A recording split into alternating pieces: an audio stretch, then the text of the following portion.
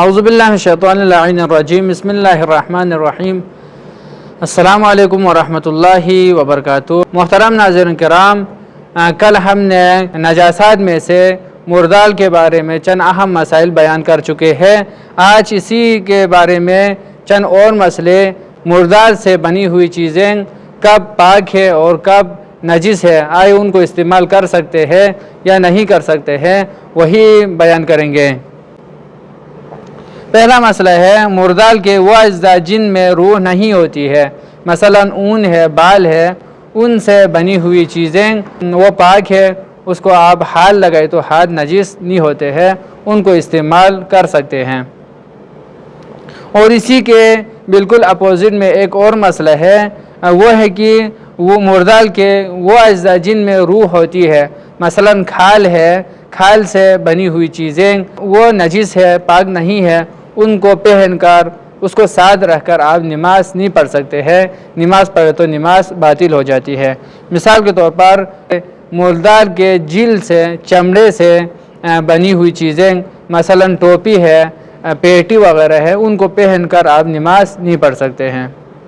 اگر ایک چیز کے بارے میں شک ہو جائے، خون جہندہ رکھنے والے حیوان کے اجزاء سے بنی ہے یا خون جہندہ نہ رکھنے والے حیوانات کے اجزاء سے بنی ہے، تو اس صورت میں وہ پاک ہے۔ مردال کے وہ اجزاء جن میں روح نہیں ہوتی ہے، وہ چیزیں وہ پاک ہے، ان کو ہاتھ لگانے سے ہاتھ نجس نہیں ہوتے ہیں۔ اس لیے فرما رہے ہیں اگر وہ جانور، اگر وہ حیوان جو خون جہندہ نہیں رکھتے ہیں، ان کے اجزاء سے جن میں روح نہیں ہوتی ہے، ان سے بنی ہوئی چیزیں پاک ہے۔ مسئلہ بہت مبتلا بھی ہے، اس کے بارے میں اکثر لوگ پوچھتے ہیں۔ مختلف قسم کی دوائیں، عطر، تیل، جوتے کی پالش، صابن، کپڑے، اس طرح کی جو دوسرے چیزیں جو دوسرے ملک سے لائی جاتی ہے یا وہاں پر بنتی ہے اور بنا کے ادھر سے لائی جاتی ہے، آئے یہ چیزیں پاک ہے یا نہیں ہے؟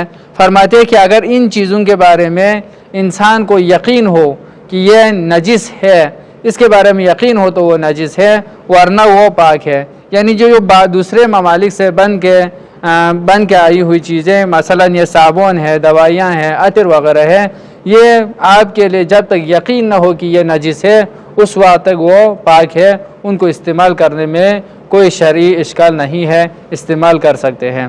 اللہم صلی علی محمد و آل محمد، والسلام ورحمۃ اللہ وبرکاتہ۔